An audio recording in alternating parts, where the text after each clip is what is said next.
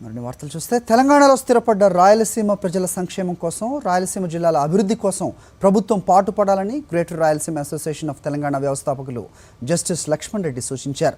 విద్య, ఉద్యోగ, వైద్య అవసరాల కోసం నగరానికి వచ్చిన సీమ విద్యార్థులకు పరిష్కారాలను చూపించాలని నిర్ణయించారు.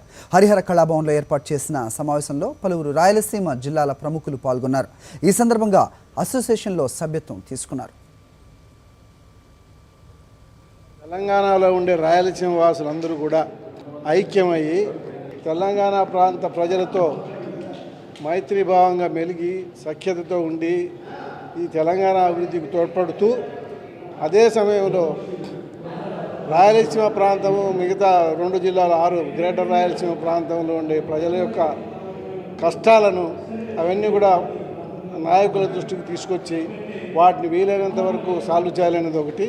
ముఖ్యంగా ఆ ప్రాంతం నుంచి హైదరాబాద్కు జీవనోపాధి కోసం వచ్చిన వాళ్ళకు ఏదైనా వాళ్ళకు ఒక స్కిల్ డెవలప్మెంట్లో ఏదైనా ట్రైనింగ్స్ ఇచ్చి వాళ్ళకి ఏదైనా ఇక్కడ ఉద్యోగాలు సంపాదించుకునే దానికి అవకాశం కల్పించాలనేటువంటి ట్రైనింగ్, ఫ్రీ ట్రైనింగ్ ఒకటి చేయాలనుకుంటున్నాము. అదే మాదిరి వాళ్ళకి ఏదైనా మెడికల్ ఫెసిలిటీస్ కోసం వచ్చిన వాళ్ళకు, లేదా ఏదైనా విద్యారంగంలో ఏదైనా సీట్స్ కోసం వచ్చిన వాళ్ళు, లేదా ఏదైనా న్యాయ సంబంధమైన సమస్యలు వచ్చిన వాళ్ళకందరికీ కూడా తగువైన సలహాలు ఇచ్చి వాళ్ళని సరైన పద్ధతిలో మోసపోకుండా వాళ్ళకి సరైన సేవలు అందించాలనేది ప్రోగ్రాము. మేము ఈ మధ్య ఈ గ్రేటర్ రాయలసీమ అసోసియేషన్ ఆఫ్ తెలంగాణని స్టార్ట్ చేసాము. దాని జనరల్ బాడీ మీటింగ్ పెట్టుకొని మేము ఆ ఫంక్షన్ ఏర్పాటు చేసుకున్నామండి.